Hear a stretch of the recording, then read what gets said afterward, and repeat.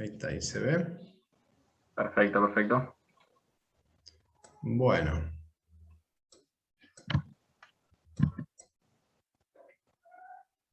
Bien. Para cumplir también un poco con los horarios y respetar a los que se han sumado a tiempo, vamos a dar inicio a esta nueva edición de la Facu en tu casa. En este caso tenemos el agrado de presentar a Eleodoro del Valle. Eleodoro es agrónomo, graduado en la Universidad Nacional del Litoral en el año 2001. A su vez es doctor en producción vegetal en la Universidad Estadual del Norte Fluminense de Río de Janeiro.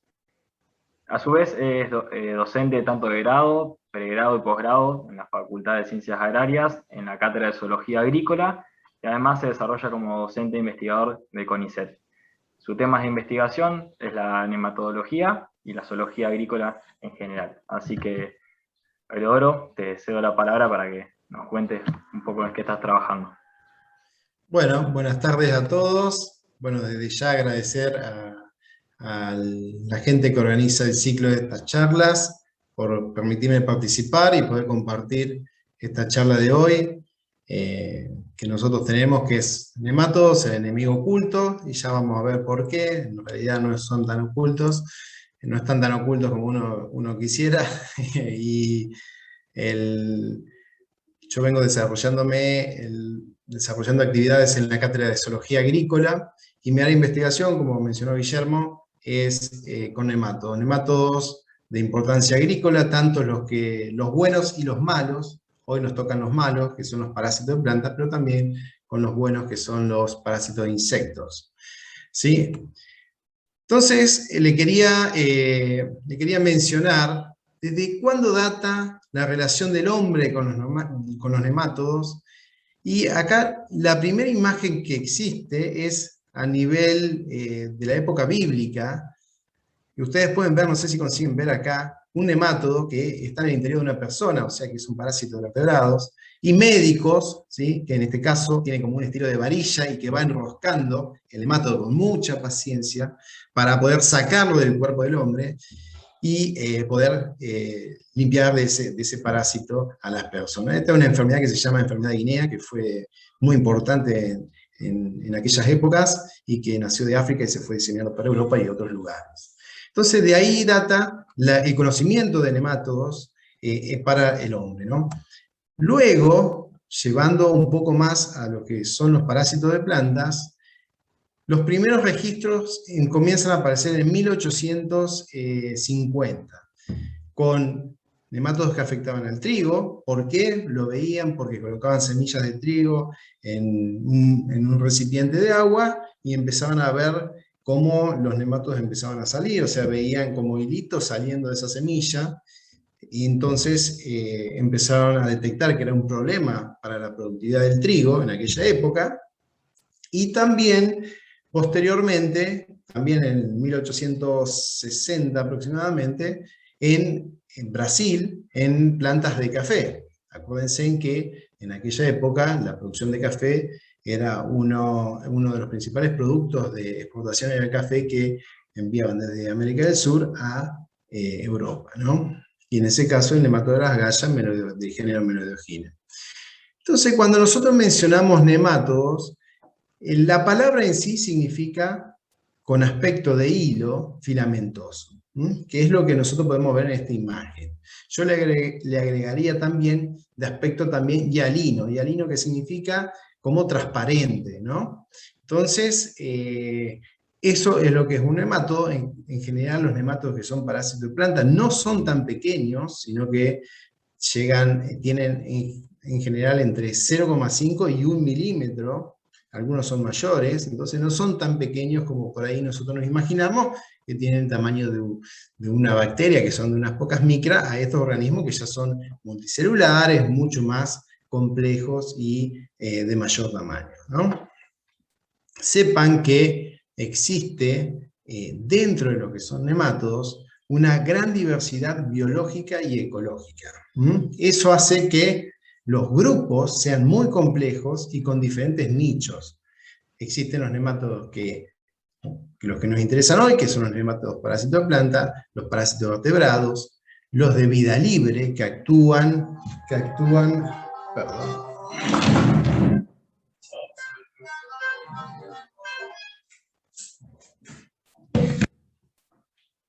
Disculpen, los de vida libre que actúan en el ciclo de nutrientes en el suelo, que son muy importantes, y también hay micófagos, predadores, y con hábitos muy diferentes y en los diferentes sitios en el mundo. O sea, tenemos desde en los desiertos hasta en los polos y en las regiones templadas, ¿no? Tropicales y templadas. Bueno, esto es un slide que ustedes pueden ver en relación a nemátodos que son parásitos de plantas. Yo lo que quiero que presten atención es en esta regla que ustedes ven aquí. Acá tenemos el milímetro, lo que les mencionaba, que no son tan pequeños.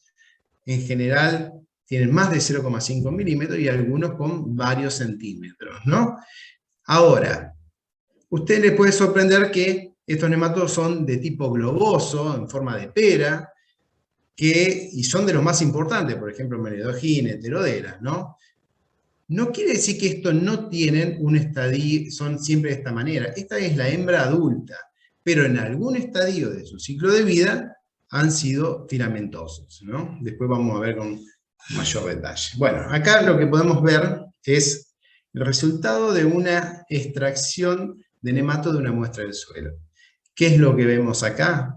Entre comillas, muchos nemátodos y muy diversos. Y no son todos parásitos de plantas, sino una pequeña parte. Acá tenemos de vida libre, tenemos micófagos, tenemos bacteriófagos, ¿sí?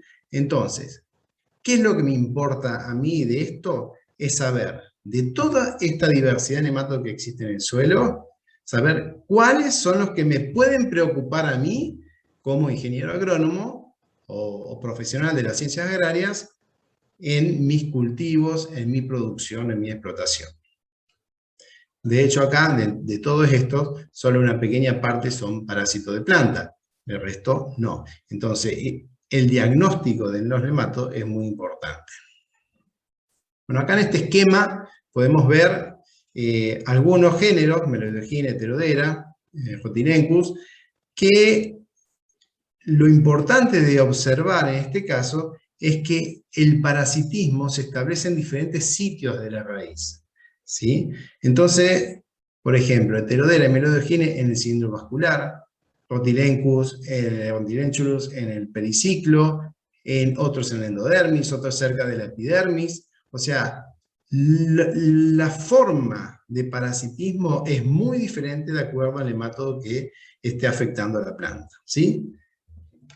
Acá, por ejemplo, en esta imagen nosotros podemos ver la hembra, que es esta imagen que está acá, que le estoy señalando, y estas células gigantes, que es como se llaman las alteraciones histológicas que generan en las raíces, que generan los nemátodos para su parasitismo, para utilizar en beneficio de su metabolismo, en desmedro de una célula que sería de la raíz común, que son de este tipo, ¿no? Fíjense en la alteración histológica que genera. Lo mismo, por ejemplo, con el nemátodo del quiste, que está aquí en el hemato, estos cisticios que generan, teniendo en cuenta que una célula normal es de este estilo. Entonces, tengan en cuenta que esas alteraciones histológicas son muy grandes, y en el caso de haber muchas, lo que genera son alteraciones en lo que es la funcionalidad de la raíz.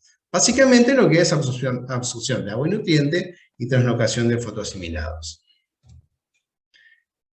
Entonces, de manera general voy a ir nombrando algunos cultivos, lo más importante para no hacerlo muy extenso, y cuáles son los principales nemátodos, géneros de nemátodos, que afectan a estos cultivos. Vamos a empezar por el cultivo de soja. Esto sale de muchos años de estudio en el país y de muestras que hemos recibido de toda la Pampa en los últimos años, ¿no? ¿Cuáles son los principales géneros que están afectando en el cultivo de soja? Es Meledogina en algunas zonas como por ejemplo norte de Buenos Aires, Córdoba, Tucumán, que hay regiones muy, muy extensas y afectadas por especies de Meledogina. Tengan en cuenta que acá yo nombro el género, hay diferentes especies, incluso razas dentro de una misma especie, lo que hace mucho más complejo el manejo.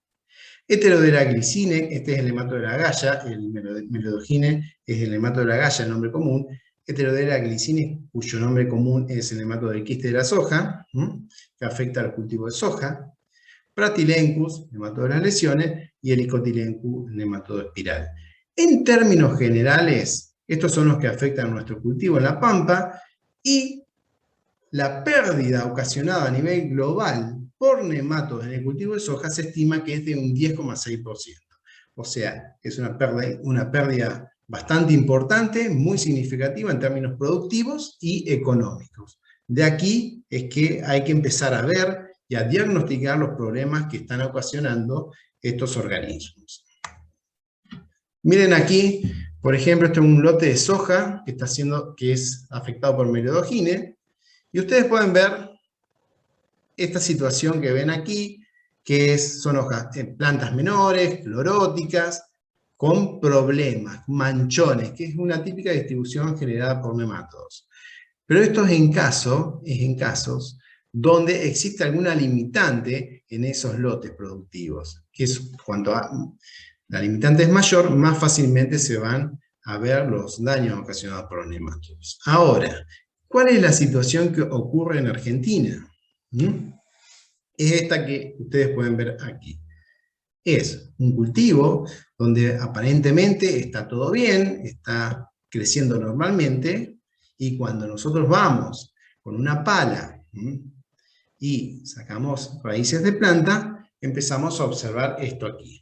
Este es un lote de Junín con melodogine, afectado por melodogine. El productor me comentaba que estaba viendo nodulación y se encontró con esto aquí, empezó a preguntar, llegó, me mandó estas fotos y después me envió muestras también de plantas, pero fíjense en cómo esta raíz de estas plantas de soja está siendo afectada por melodogine y vamos a decir, las alteraciones que puede ocasionar esto, ¿en qué? En todo lo que es el transporte de agua y nutrientes, ¿no? Para la planta. Ahora, desde la parte aérea, nosotros no observábamos ningún tipo de indicio que podría estar indicando esto. ¿Por qué? Bueno, un poco porque la fertilidad de los suelos de la zona alcanza para el desarrollo aéreo normal, entre comillas normal, y el desarrollo de la demanda de los parásitos, en este caso el nematodo de las agallas. Pero lo que mencionaba el productor es que sí veía después las pérdidas en que en el menor número de vainas que tenían esas plantas y en el menor número de granos por planta, ¿sí? Que ellos lo estuvieron evaluando. Entonces, no lo vemos en lo que es la parte aérea, pero sí en productividad, ¿no?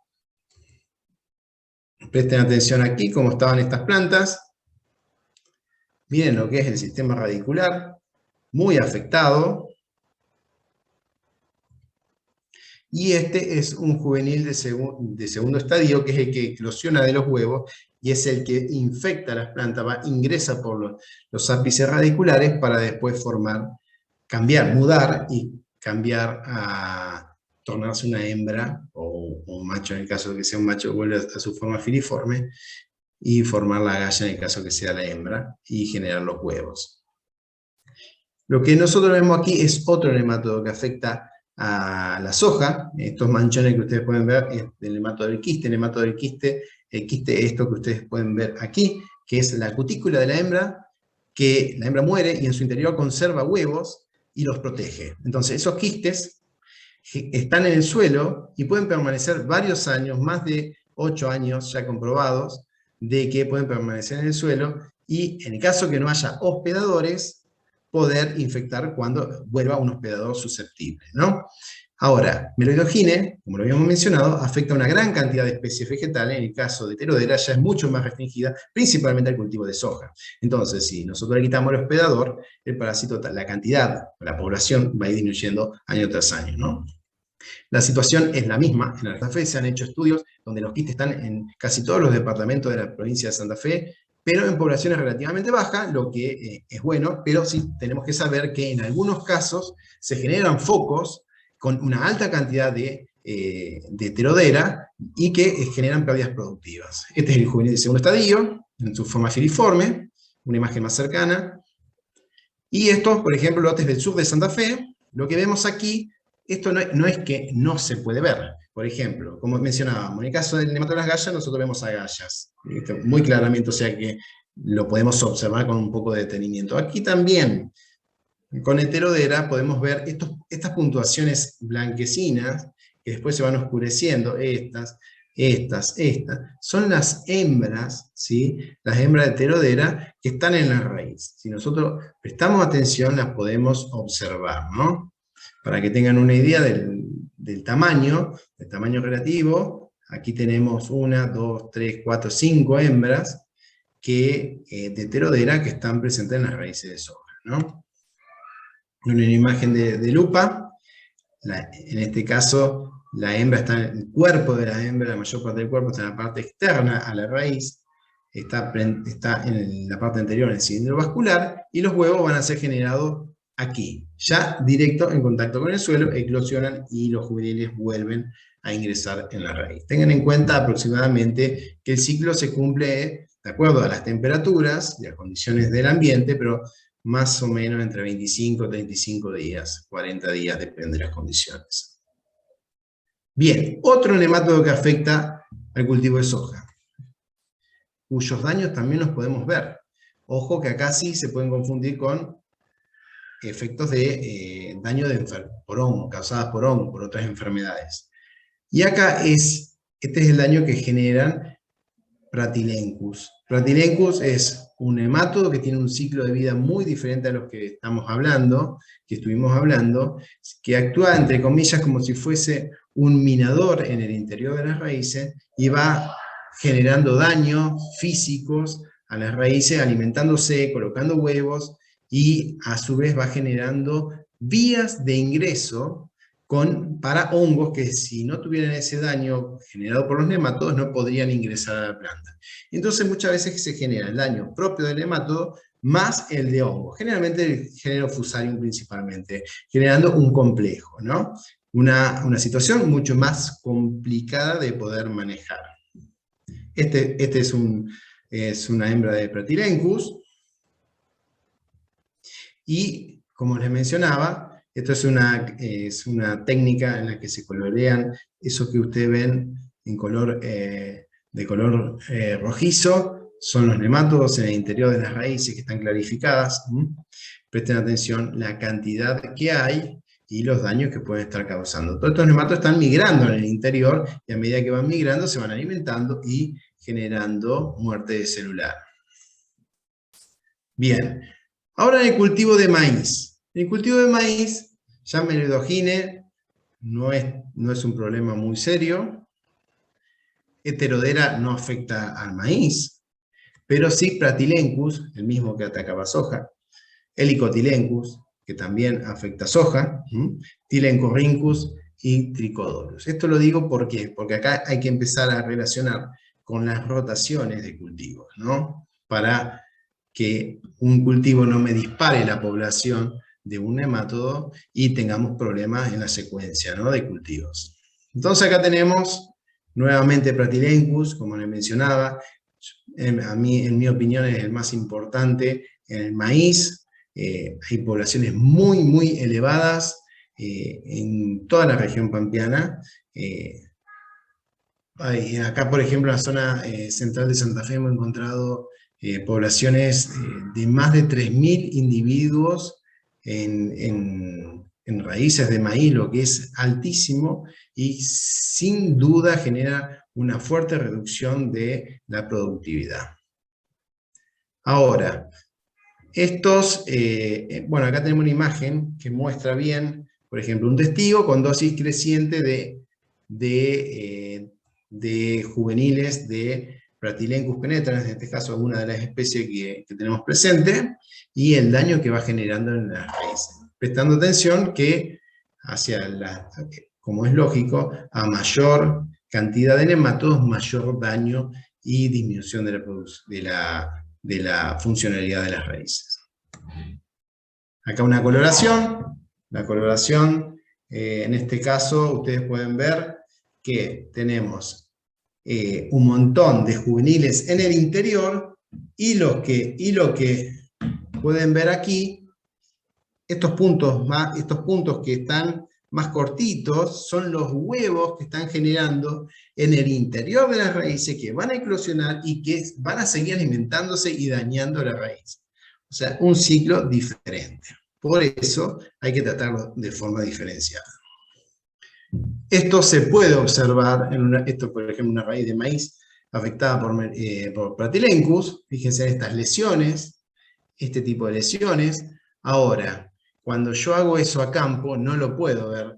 ¿Por qué? Porque está lleno de partículas de suelo, porque tiene otro tipo de... es difícil poder ver en el medio de todas las partículas y las partículas del suelo, lo que hace que no lo pueda observar. Solo lo puedo ver cuando lavo las raíces y puedo observar esa sintomatología. Que, ojo, también puede ser causada, o sea, se asemejan esos síntomas a enfermedades causadas por hongos, ¿no? Entonces hay que tener en cuenta si son nematodos, si son hongos o si son ambos actuando, ¿no? Este es el nematodo espiral, Helicotylenchus, que también es un nematodo que es muy común en nuestro país, está en la mayoría de los lotes agrícolas, no se le ha dado mucha importancia y ha retomado sus efectos debido en muchos sitios al incremento poblacional que ha tenido. Se está volviendo a estudiar y a darle mayor importancia, que es Helicotylenchus, un nematodo espiral.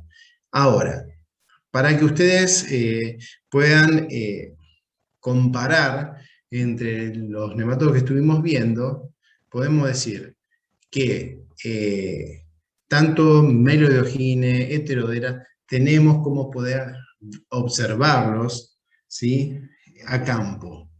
Ahora, al daño, ¿no? En el caso de Pratylenchus y de Helicotylenchus, están siempre, ¿sí? Es más difícil de observar ese daño, hay que mandar una muestra al laboratorio, pero esto, tanto Helicotylenchus como Pratylenchus, están presentes en la mayor parte de los suelos, ¿sí? ¿Qué es lo que tengo que observar o tener en cuenta? Que los niveles poblacionales no sean tan elevados. Ahora, es normal que estén. Ahora, las poblaciones tienen que ser bajas. En el caso de Meloidogyne y de Heterodera, ya lo que tengo que observar es otra cosa. O sea, si lo tengo o no lo tengo presente en mi lote. Porque ahí las estrategias que voy a tener que utilizar van a ser el nematodo espiral, tiene otra forma de generar, va ingresando va a otra célula y así sucesivamente, ¿no? Alimenticios y de los diferentes géneros de nematodos, lo que hace que sean bastante complejos de poder tratarlos en conjunto. Acá lo que vemos es Tylenchorhynchus, es otro nematodo más hacia los suelos de Córdoba, hay poblaciones muy altas en Córdoba, en San Luis. Otro nematodo que también está generando muchos problemas es los nematodos de los géneros Trichodorus y Paratrichodorus, que es disminución de manchones en que tenemos plantas de menor tamaño, con un crecimiento muy reducido, como podemos ver aquí, en este caso son maizales extensivos, y lo que generan son este tipo de puntas engrosadas, acortadas, como parecieran quemadas, y que desde ya pierden su funcionalidad como raíz, ¿no? Entonces, ese es un daño muy importante, y que además son capaces de transmitir virosis.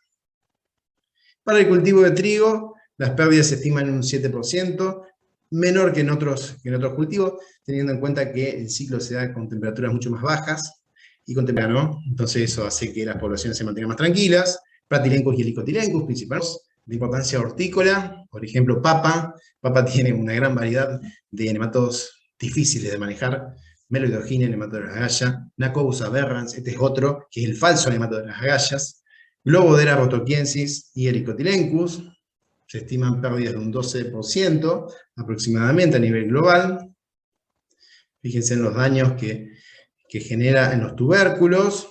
Acá podemos ver masas de huevos en las raíces, y aquí los lugares donde se establecen para el parasitismo. Presten atención aquí a estos sitios, ¿sí? Estas son fotos de Doucet. Nacobus aberrans, este sería el falso nematodo de las agallas, es otro nematodo que también afecta bastante a papa. Y para los cultivos principalmente de invernadero, tomate y pimientos son muy afectados. El tomate en especial con pérdidas que llegan a un 20% y 12% en el caso de pimiento. Son nematodos que quienes producen ya los conocen muy bien y se utilizan una serie de estrategias de control, así todo debido a los inconvenientes propios de la falta de rotación o por cuestiones económicas se siguen cultivando sobre lugares donde las poblaciones son muy elevadas, lo que va a afectar a un continuamente va a favorecer, o la falta de cultivos que no sean hospedadores, hace que el nematodo siempre esté presente y se esté multiplicando y generando daños. Presten atención aquí, por ejemplo, esta es una raíz que está afectada por Nacobus aberrans, en tomate. Esta es la hembra de Nacobus aberrans. Esta es la hembra entera, ¿no? Esta no existe así de esta manera. Vean el color, esto si uno la toca la revienta. Esto fue sacado con una aguja del interior de la raíz. Este es el caso de Meloidogine en tomate. Si ustedes consiguen observar la cantidad de agalla que hay en esta planta, en esta raíz de tomate, o sea, la cantidad de nematodos que hay presentes, en este caso de Meloidogine, del género Meloidogine, la especie Meloidogine incógnita, y la utilización muchas veces de pías de injerto, que también son tolerantes, pero se agallan y hacen que las poblaciones continúen multiplicándose con el tiempo, ¿no? Entonces, es un cultivo muy afectado el tomate, lo que hace que genere pérdidas muy importantes. Un cultivo que tenga un alto valor comercial, ¿no? En el caso de zanahoria, se estiman pérdidas superiores al 20% también. Ya hemos visto pérdidas totales, ya principalmente por Meloidogine y Paratrichodorus minor, principalmente porque el nivel de tolerancia es mucho menor en el cultivo de zanahoria. ¿Por qué? Porque el órgano comercial es la raíz. Entonces, cualquier daño que sufra la raíz causada por estos nematodos, principalmente la pérdida de la dominancia del ápice radicular, hace que esas raíces se dividan y generen raíces divididas y no sean aptas comercialmente. Como por ejemplo esto que nosotros podemos ver aquí. Esto es un lote que ya se pasó directamente, no se cosechó. ¿Por qué? Porque estas zanahorias, estas raíces no son comercializadas, ¿no? Entonces, donde el órgano comercial es subterráneo, los problemas son mucho más difíciles de poder resolverlos. Marco acá un nematodo que afecta al cultivo de arroz, más que todo para ver la diversidad biológica que tienen estos organismos, Aphelicoides pci, que afecta a semillas de arroz. Están aquí en el interior, cuando nosotros extraemos, acá tenemos todos estos nematodos, que es un nematodo aéreo. En general nosotros tenemos en la cabeza que todos los nematodos son subterráneos, afectan a las raíces. En este caso, no, es un nematodo aéreo, que también afecta a algunos cultivares de arroz. Bueno, entonces, como para ir dejando una idea general sobre el tema, lo que debemos hacer es, para saber con qué problemas podemos llegar a tener en nuestra propiedad y cómo abordarlo, es tomar muestras si estamos sospechando de que hay algún problema productivo que pueda ser causado por nematodos, extraer esos nematodos, identificar para saber con quién nosotros vamos a estar luchando o intentando controlar. A mí me gusta hacer la analogía de, por ejemplo, decir, o que uno escucha, tengo nematodos en mi lote, o está sin mi lote o mi cultivo está siendo afectado por nematodos. Es como decir, tengo un ataque de insectos, ¿sí? Pero no es lo mismo decir, tengo un ataque de insectos. ¿Por qué? Porque depende Mi estrategia para controlar insectos va a ser diferente si se trata de una oruga defoliadora, si se trata de una chinche o de un gusano blanco. Son todos insectos, pero las formas que yo tengo de controlarlos son diferentes. Para los nematodos sucede lo mismo. O sea, no es lo mismo tener Meloidogines, no es lo mismo tener Heterodera o tener Pratylenchus. Entonces, identificar para saber qué medidas voy a poder utilizar y que sean eficaces, ¿no? Luego, otra cuestión importante es cuantificar los niveles de población. Eso solo se puede realizar mediante análisis de laboratorio, ¿no?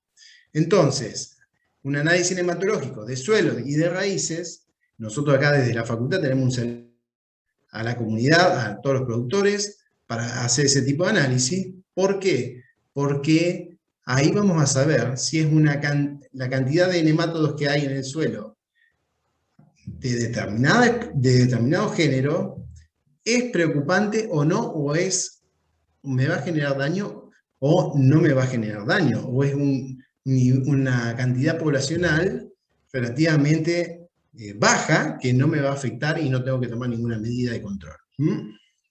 Entonces, esto es fundamental, saber los niveles poblacionales. Principalmente, por ejemplo, para Pratylenchus, para Helicotylenchus. Ahora, también me sirve, si yo identifico, tengo un problema de nematodo de la galla, por ejemplo, en un lote de soja, lo problemático no es que haya 5, 10, 20 o 1000 juveniles de Meloidogines en el suelo. Lo problemático es que ya lo tengo en el lote. O sea, ya está, ya entró y no lo voy a poder erradicar. Entonces, eso a futuro, si yo tengo una población baja, ahora no me está generando tantos daños, pero yo sé que tengo que estar muy atento para que esa población no crezca y me esté generando daños a futuro. Después de determinar la relación, como les dije, entre la cantidad de nematodos y los daños, para poder determinar maneras de control. Entonces podemos, así de manera general, decir, o seguimos siendo indiferentes muchas veces a los problemas de nemátodos que efectivamente tenemos en nuestra propiedad, o seguir asumiendo las pérdidas que, porque siempre estuvieron, seguimos perdiendo la misma cantidad. Tengan en cuenta que como mínimo de pérdida tenemos un 10%, entonces no es poca producción ni poco dinero. Entonces, seguimos con la indiferencia o empezamos a prestar atención a estos organismos que son parásitos, que afectan a las plantas y que nos hacen perder tanto productividad como pérdidas en lo económico. Entonces, esto era en términos generales lo que quería dejarles y comentarles, como para tener un pantallazo general de lo que los principales nemátodos que están afectando a los cultivos en nuestro país y los problemas que pueden generar. Entonces, bueno, quedo a disposición si alguno quisiera hacer alguna consulta o tiene alguna inquietud que comentar o alguna experiencia personal. Estamos abiertos a poder conversar. Elodoro, ¿cómo te va? Nicolás Bagnes, del BCA. ¿Qué tal, Nicolás? Todo bien. Te quería consultar si tenés alguna experiencia en el uso de colza, digamos, como cultivo para rotación. No. Yo no tengo particularmente experiencia con colza. Como para rotación en la zona, porque conozco bien la zona, son suelos que tienen poca materia orgánica, que hay muchos meloidogines, muchos nematodos de las agallas. Cualquiera, así como para incluir en una rotación, yo sé que no es fácil que al productor adopte cultivos como para después colocarlo en el suelo para incrementar la cantidad de materia orgánica. Entonces yo recomiendo, independientemente del cultivo que sea, que la adición de materia orgánica de abono verde es bueno. ¿Por qué? Porque va a estar favorable. Los nematodos en el suelo no están solos, sino que hay un montón de principalmente de hongos, ¿sí? Hay bacterias también, y hay otros organismos que son enemigos naturales de los nematodos. Entonces, Incrementando la cantidad de materia orgánica en suelo, y principalmente en esos suelos que son muy pobres en materia orgánica, vamos a tener un buen resultado por el control natural que puede existir de esos nematodos, ¿sí?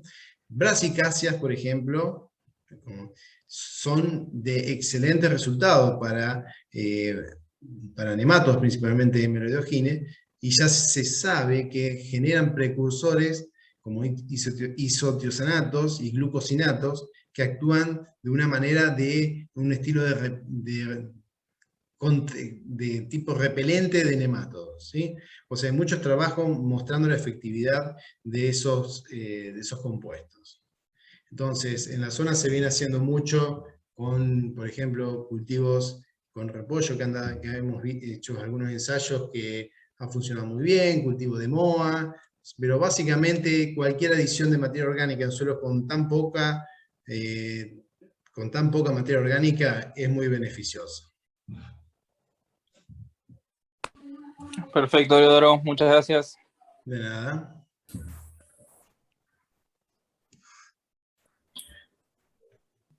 Buenas noches, Alberto Afolter, acá en Malabrigo, norte de Santa Fe. Sí. Yo le había comentado el tema de crotalaria que estamos empezando, pero no es un tema desconocido para nosotros el nemato, digamos, sí lo escuchamos por el lado de Brasil. No sé si yo no llegué a escucharlo porque estoy trabajando todavía con gente, pero el tema del muestreo para poder determinarlo y si tienen análisis o certezas de encontrar en el norte de Santa Fe también nematos, cómo es la información que hay. Alberto, discúlpame, ¿sobre qué cultivos trabajás? No, normalmente los extensivos. Acá se hace algodón, girasol, soja, trigo de invierno. Mira, la forma de poder hacer un muestreo es, se toman muestras compuestas de suelo por un lado y raíces por otro. Y se analiza tanto suelo como raíces. Porque, por ejemplo, si hay daño de Pratylenchus, lo detectamos solo si está en la raíz, en cantidades. En el suelo puede haber alguno que otro individuo, pero siempre mucho menos. Y los que están en el suelo lo podemos detectar también, lo mismo que Hemeroidogine.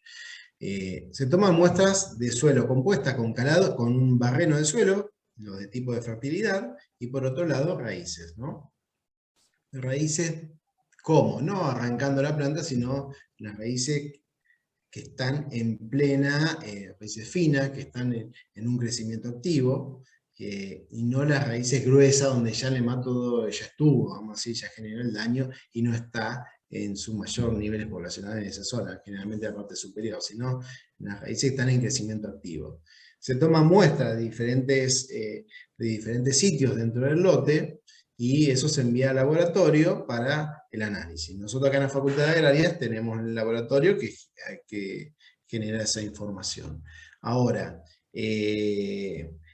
referencias sobre el norte de Santa Fe. He analizado varias muestras de Reconquista, de Margarita, de San Justo, y no he encontrado niveles poblacionales tan elevados, ¿sí? Algún caso de Pratylenchus bastante elevado en San Justo, y después no mucho más, pero tampoco estuve haciendo extrayendo nematodos de muchas muestras de aquella zona. Sí, más para el sur de Santa Fe te puedo comentar más, pero para el norte no. Con algodón, nunca analicé una muestra de algodón, nunca me ha llegado, no tuve la oportunidad, pero algodón es un cultivo que es muy susceptible a nemátodos. El caso de Brasil muestra las grandes pérdidas que tiene el algodón con nemátodos, ya también con varios géneros de nemátodos, porque es un cultivo que es muy afectado, ¿sí? Como te digo, no te puedo dar otra información porque nunca analicé, pero es posible que pueda llegar a haber daño, ¿sí? ¿Y la elección en el lote de las tomas de muestra es en donde uno ve cultivos afectados, como mostrabas en la foto, digamos? No, porque si vos ves un cultivo que es una parte del lote que está afectada, bueno, ahí, pero ya cuando tenés problema, cuando lo detectás ya no hay nada que hacer. Vamos a decir, vos detectás para un cultivo, para la misma campaña, no hay nada que hacer, lo único que estás haciendo es la detección. De ahí vas a tener que trabajar para la próxima, para lo que siga en la secuencia de cultivos. Lo normal, si vos no ves nada, no ves indicios de agallas, de quistes, por ejemplo, en soja, o de agallas en algodón también, ¿sí? En soja,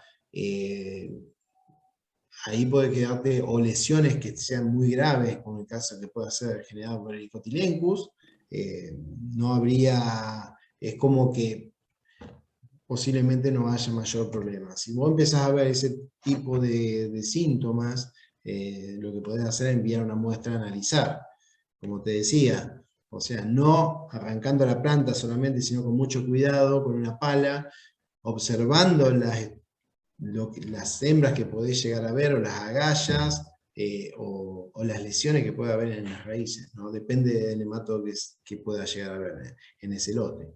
Entonces, con mucho cuidado lo podés sospechar y confirmar solo en laboratorio, ¿no? Sí, sí. Porque eso es microscópico, ¿no? Sí, por último, nomás, para controlarlo, vos mencionaste materia orgánica, ¿alguna otra forma? Crotalaria, yo tengo entendido que es una controladora natural. Sí, Crotalaria es un excelente cultivo para emplear en las rotaciones. El tema de Crotalaria es que, por experiencia que he tenido, muchos han querido conseguir y no consiguen. ¿Mm? El problema es la semilla. Este año no se sí. consigue, no se Este año consigue la ya se semilla. puede. Este año puede aparecer algo más, pero Brasil, por ejemplo, a los cultivos de soja y de maíz, constantemente está haciendo rotaciones con Crotalaria con muy buenos resultados. Crotalaria, como te mencionaba, muy difícil conseguir la semilla y experiencias acá en Argentina casi que no hay. Pero sí es un cultivo que es reconocido, que afecta a los nematodos, o que los daños posteriores cuando se incluyen en una rotación son mucho menores. Entonces, si tenés la posibilidad de sembrar Crotalaria, hacelo. Sí, este año ya, primero que está liberada la patente, digamos, hay productores que lo están teniendo acá en el norte de Santa Fe, y Ajá. también las empresas están vendiendo. Ya Sí. eso, de que no se, ya el año pasado no se conseguía, ya este año ya, Bueno, ya hay, bárbaro, digamos, no sabía que estaba así. disponible. Sí. ¿Qué empresas están vendiendo? Bueno, es un comercio lo que me estaban ofreciendo, pero Magna Semilla estaba trayendo desde España, no sé con qué marca comercial sale, digamos. Ya te tendría que averiguar, me fijo si lo encuentro y aviso. Bueno, perfecto. Yo he sabido que había gente que quería traer de Brasil. El problema era que Brasil ocupaba todo lo que producía y era caro, de la semilla es cara, ¿no? No sé cómo estará económicamente para la adquisición aquí. Pero en los últimos años que Brasil produce, todo lo que produce Brasil prácticamente lo utilizan ellos, y no tenían remanentes para poder sacarlo del país. Pero es un cultivo que sería excelente poder empezar a incorporarlo en las rotaciones. Sí, nosotros le traemos con Prodas, pero bueno, es un chivo, no sé si Prodas, Sí, sí. semillas forrajeras, digamos, Sí, Procet, sí. ¿sale? Bueno, eso nos ofrecen, digamos. Ya te Perfecto. digo, se consigue. Acá en el norte yo tengo productores, es más, yo tengo productores que me están diciendo que ubique con otros productores y así, el productor a productor, digamos. Perfecto, sí, sí, muy bien, ¿no? Es una excelente medida para aplacar un poco a los nematodos. ¿Y otra forma que no sea? Bueno, después jugar con fechas de siembra, la parte cultural, y si existe materiales, acá hay otra cuestión que, bueno, que como no hay tiempo de poder explicar, pero los cultivares, hay mucha diferencia en la susceptibilidad frente a determinado nematodo entre los diferentes cultivares de, por ejemplo, de soja, de algodón o de lo que sea, ¿sí? Esas evaluaciones muchas veces las semilleras no la otorgan, ¿sí? Esa información, vamos a decir, te dan tolerancia frente a hongos o frente a otros organismos, pero no frente a nematodos, ¿sí? O dan una información que está equivocada, porque, por ejemplo, dice tolerante a meloidogine. Y ahí mi pregunta es, ¿a qué especie de meloidogine? ¿A qué raza dentro de una misma especie? Dentro, por ejemplo, de meloidogine incógnita. Esa información no la dan, no la suministran. Que eso es fundamental para armar estrategias de control, ¿no?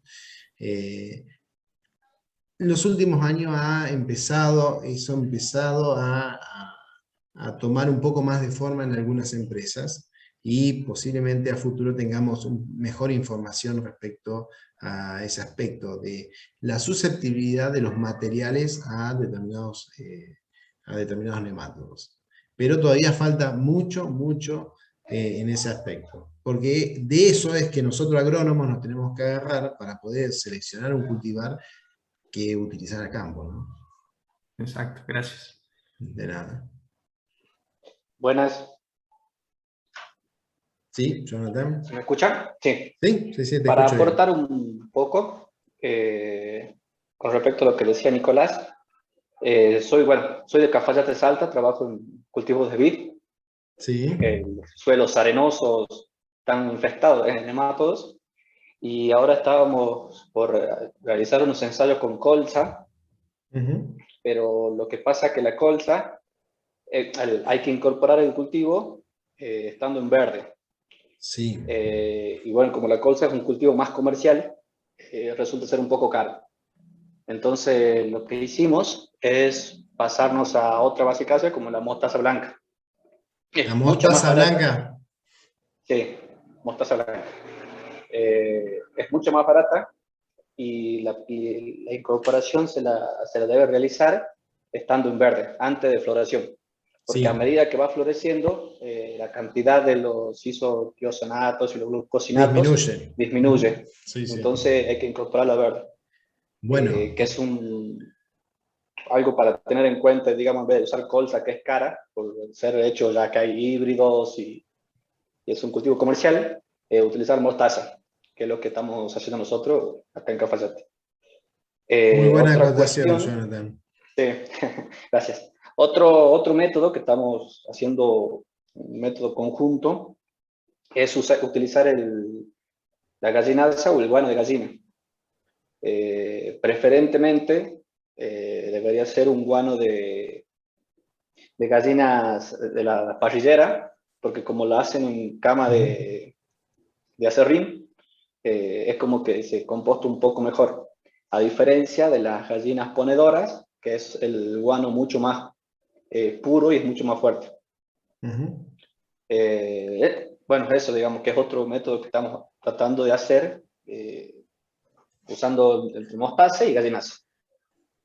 Perfecto, Jonathan. Bárbara tu acotación. Gracias, Jonathan, por la información. Tengan en cuenta que así como lo mencionaste para colza, el tema de la incorporación es adicional, que para crotalaria también. Si uno deja mucho ir la planta, después tiene un tallo muy lignificado y empieza a generar problemas para el trabajo del suelo, ¿no? Y posterior siembra. Entonces, esos son aspectos que hay que tener en cuenta también. Y también es que es muy variable de acuerdo a los materiales que uno consiga. Y bueno, vid, bueno, yo no lo mencioné por cuestiones de tiempo, pero tengan en cuenta que en general, esto es en general, entre comillas, suelos que tienen textura mucho más franca arenosa, los problemas de mato son mayores. Y Jonathan seguramente lo sabe, ¿no? Sí, la verdad que sí.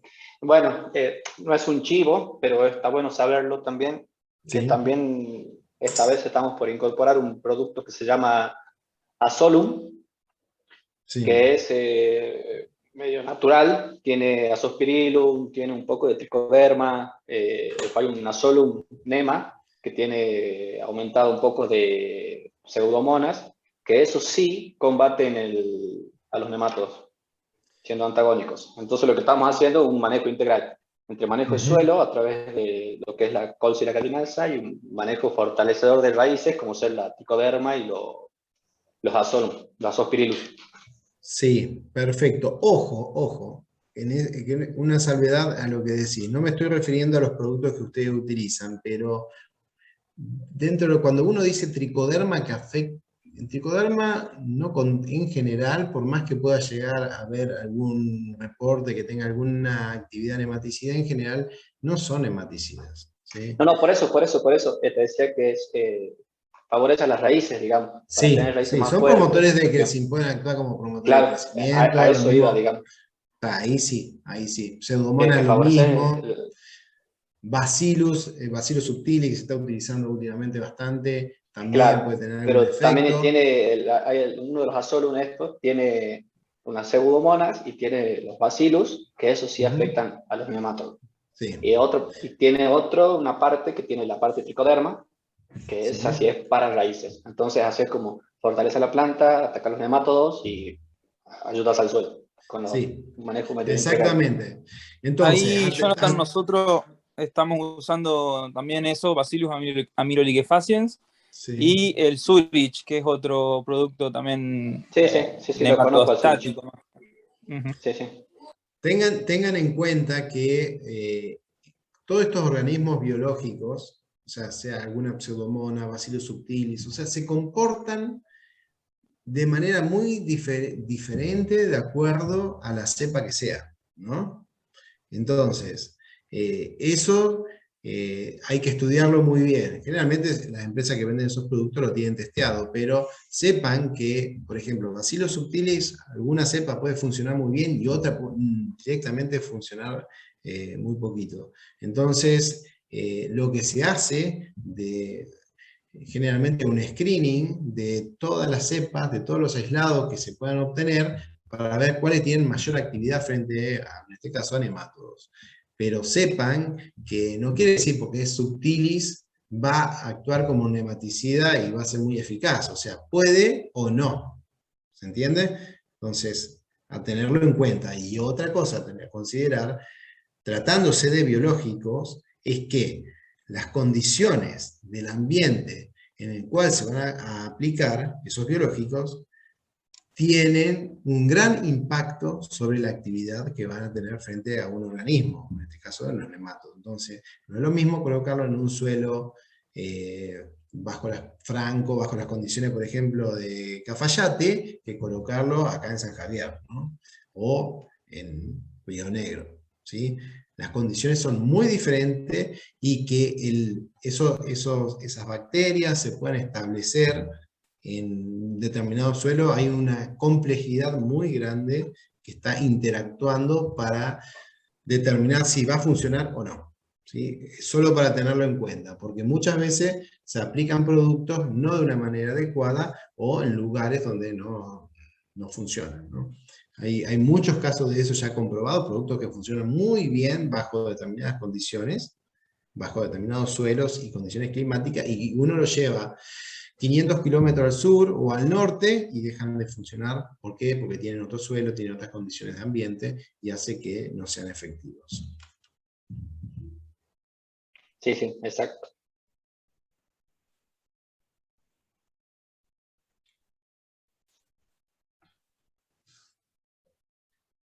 Bueno, no sé si hay alguna otra consulta.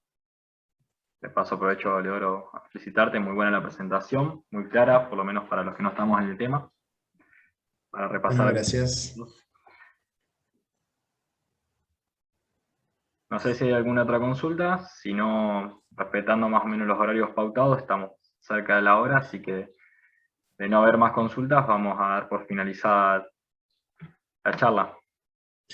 Bueno, bárbaro, agradezco a toda la atención y bueno, estamos abiertos acá desde la facultad al intercambio con todos exalumnos, profesionales y productores que quieran acercarse, siempre disponibles para poder dar una mano en la medida que podamos. Nosotros estamos acá prestándole ayuda y todo lo que podemos colaborar para la parte de producto, de control. Acá en la facultad tenemos un laboratorio que trabaja con nemátodos y bueno, sepan que estamos disponibles, ¿sí? Cualquier duda, solo entrar en contacto, que lo estamos esperando de brazos abiertos. Exactamente, para agregar simplemente que agradecer a los que estuvieron presentes y bueno, obviamente a vos, Eleodoro, por el tiempo y la predisposición, que la charla luego la vamos a colgar en la página de la facultad, donde bueno, ahí en la final de la presentación estaba también tu correo por si alguno tiene alguna duda en particular, y por supuesto que desde la facultad abierta las puertas a todos aquellos que tengan algún tema que quieran trabajar en conjunto o quieran saber más, así que toda la predisposición de nuestra parte. Hay que agradecerles a los presentes y invitarlos a Muchas gracias, Ahí le doy, Guille, un abrazo. Gracias a todos, hasta luego, buenas noches. Muchas gracias, hasta luego. Chao, chao.